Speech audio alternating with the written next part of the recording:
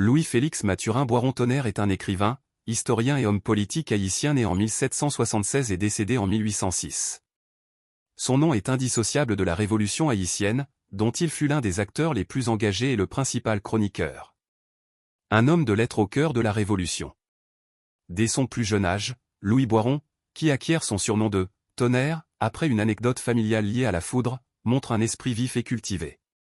Alors que la Révolution de Saint-Domingue éclate, il s'engage pleinement aux côtés des insurgés.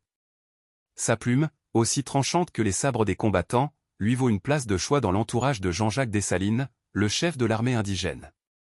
Il devient l'adjudant général de Dessalines, son secrétaire et son confident. Cette proximité lui permet d'être aux premières loges des événements qui conduiront à la fondation de la première république noire libre au monde. La plume de l'indépendance. C'est à Boiron-Tonnerre que l'on doit le document le plus emblématique de l'histoire d'Haïti, l'acte de l'indépendance du 1er janvier 1804. La légende raconte que Dessalines lui aurait donné des instructions claires pour la rédaction, résumées par la célèbre phrase « Nos frontières doivent être fermées aux Français, nos cœurs haïssent les Français. Il nous faut le serment de vivre libre ou mourir. » C'est Boiron-Tonnerre qui, avec son style percutant et passionné, rédige le texte final, où il exprime la détermination farouche des Haïtiens à ne plus jamais retomber sous le joug de l'esclavage.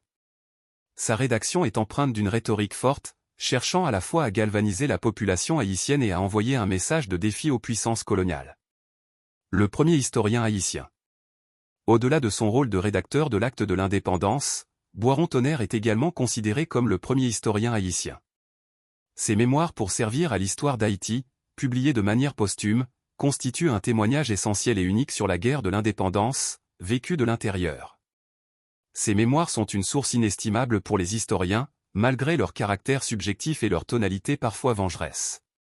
Ils offrent un aperçu direct des stratégies militaires, des tensions politiques et des motivations des acteurs de cette période cruciale. Tragédie et héritage. Le destin de Boiron-Tonnerre est intimement lié à celui de Dessalines.